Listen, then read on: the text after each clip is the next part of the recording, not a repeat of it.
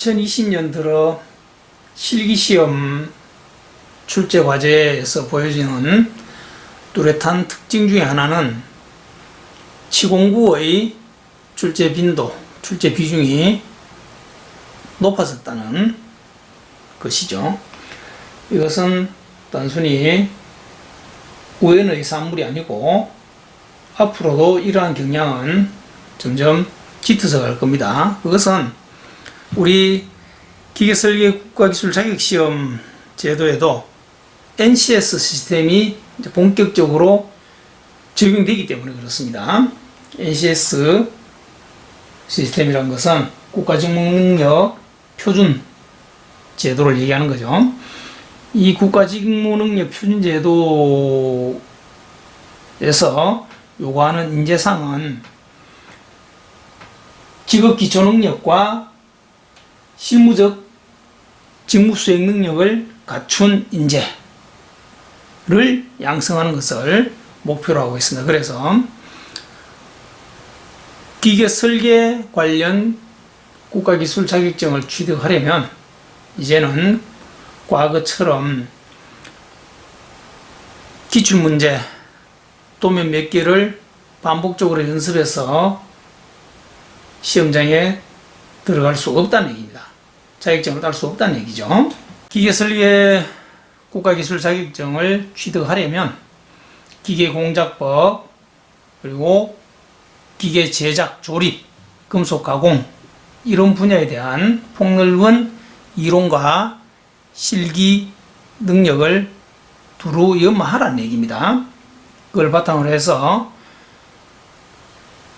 전체적인 기능과 구조에 대한 기구학적 해석이 가능해야만 문제를 해독할 수 있고 원만하게 해결해낼 수 있다는 그런 얘기가 되겠습니다. 그래서 결론적으로 이제는 실무적 설계 능력을 측정하겠다는 의도로 이해하시면 정확할 겁니다. 기계설계 국가기술 자격 시험 출제되는 문제 유형은 크게 두 가지로 볼 수 있죠. 하나는 동력 전달 장치, 하나는 치공구. 그 치공구 속에는 지그, 클램프, 바이스 종류가 포함되죠. 자, 이렇게 출제하는 이유는 있습니다. 동력 전달 장치를 통해서 동력 전달 장치 과제물에서는 기계 요소 설계 능력을 보겠다는 거죠. 축, 베어링, V벨트 분리, 스퍼기어 이런 기본적인 기계 요소를 KS 규격에 맞게끔 적용하고 설계할 수 있느냐 그 능력을 보겠다는 것이고, 치공구 과제는 기계 공작법 그리고 금속 가공, 기계 조립 그리고 그를 바탕으로 한 종합적인 기구학적 이해 능력, 구조와 기능에 대한 종합적인 이해 능력을 측정하겠다 이런 의도로 보시면 정확합니다.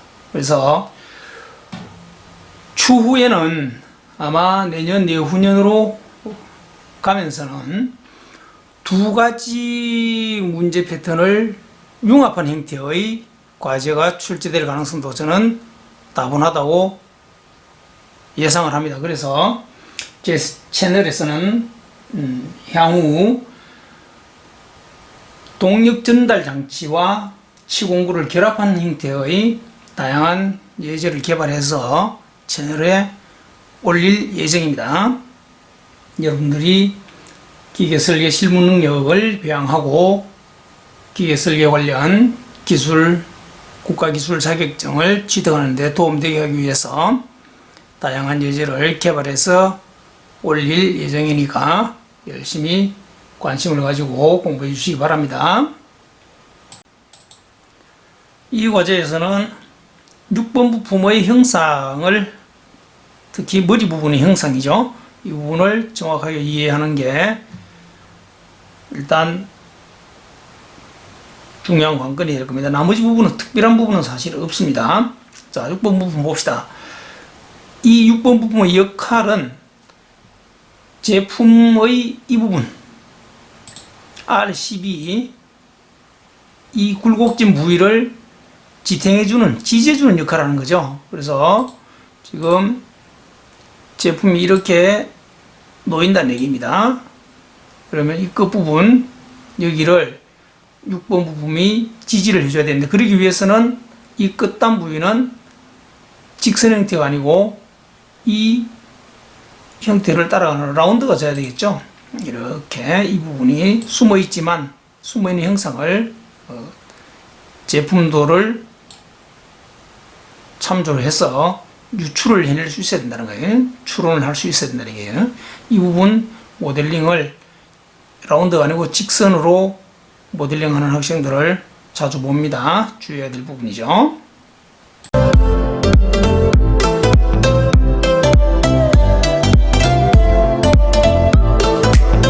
조립품의 모습입니다.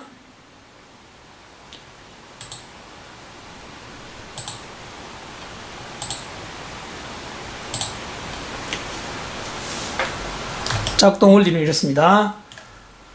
제품을 베이스 위에 올려놓고 그 상태에서 제품을 고정해야 되겠죠. 이 고정 볼트 그리고 상부에 있는 고정 볼트로 얘를 고정을 하고, 이 삽입 부시를 통해서 리머를 내려가지고 제품의 홀을 정밀하게 다듬지라는 그런 구조로 되어 있습니다. 그래서 이름이 리밍 지그가 되는 겁니다. 6번 부품 스포트의 형상이 이렇게 생겼습니다. 이 앞부분의 라운드 부위 신경 써서 모델링을 해야 된다고 얘기했고요. 베이스 1번 부품이죠. 베이스에서 모델링을 할 때 주의할 부분은 윗부분 6번 부품이 앉는 자리죠. 6번 부품이 조립되는 부위 1mm 다운이 되어 있죠. 이 부분도 모델링에서 배터리는 학생을 가끔 보는데 빠뜨리지 않도록 주의할 필요가 있습니다. 나머지 부위들은 도면만 제대로 해독을 하시면 모델링에는 특별히 까다로운 부분이 없습니다. 3번 로케이터고요. 1번 부품에 베이스에 조립되는 부품이죠.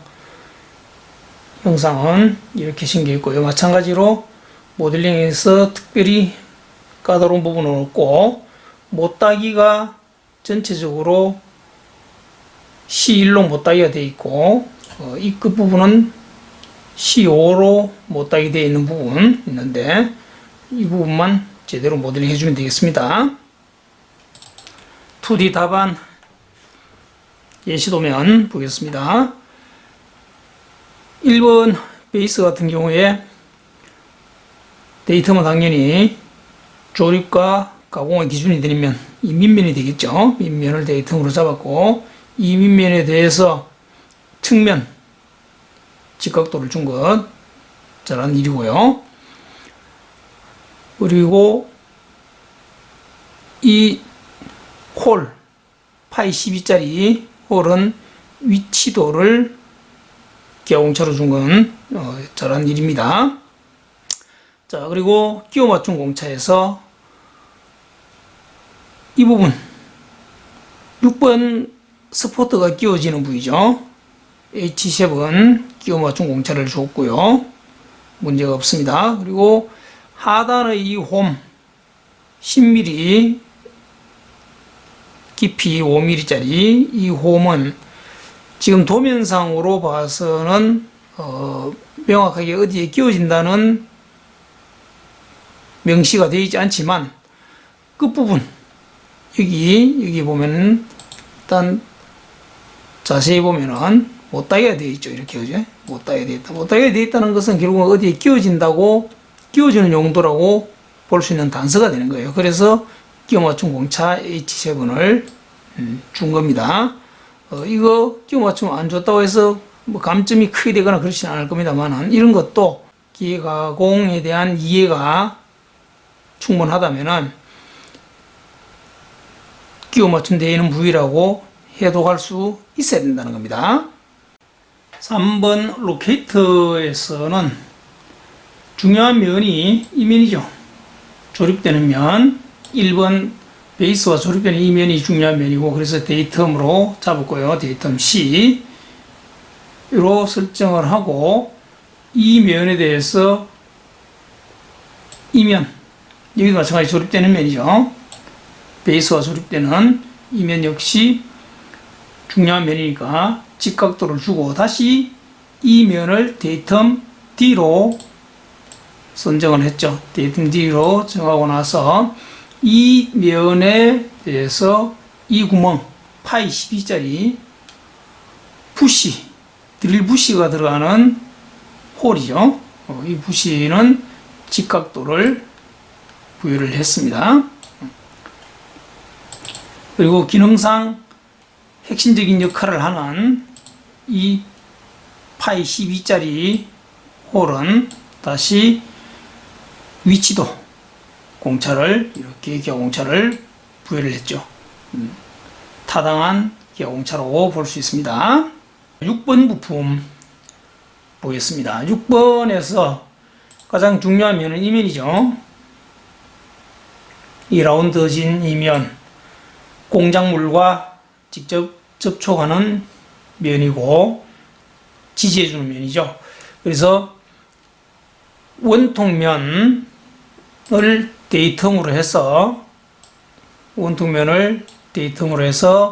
그 원통면에 대해서 흔들린 공차, 끝단을 흔들린 공차 준 것 잘한 선택이고요.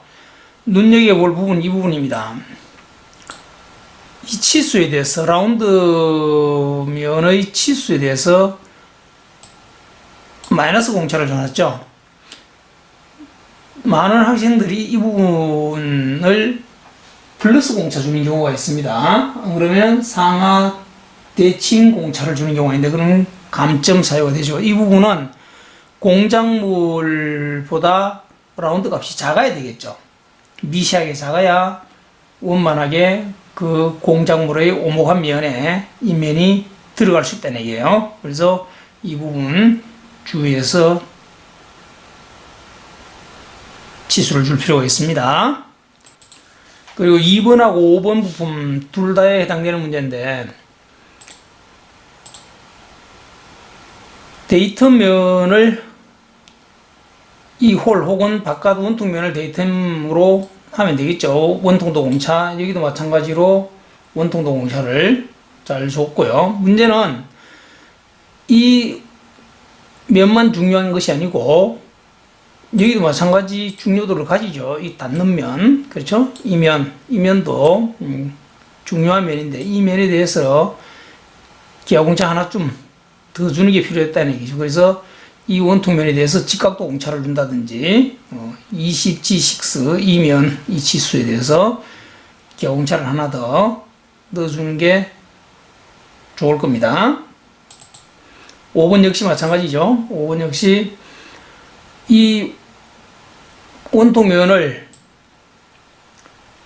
데이텀으로 잡은 것은 잘한 일인데, 이 단독공차 하나만 주어서는 도면이 허전하죠. 그래서 끼워 맞추면 되는 이 면 20이라는 치수, 이 면에 기아공차, 직각도 공차 하나 더 주는 게 좋았겠죠. 그게 조금 아쉬운 부분입니다. 나머지는 큰 문제 없고 무난합니다.